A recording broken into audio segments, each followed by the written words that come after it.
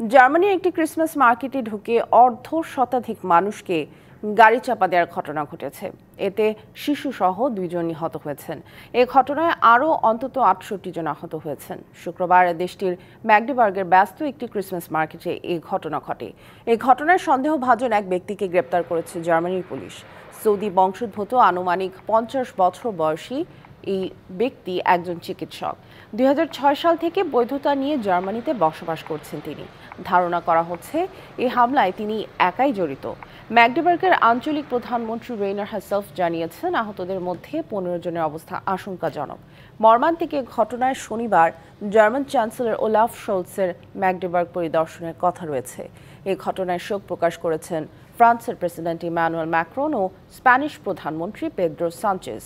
পরিস্থিতি নিবিড়ভাবে পর্যবেক্ষণ করা হচ্ছে বলে জানিয়েছে যুক্তরাজ্য।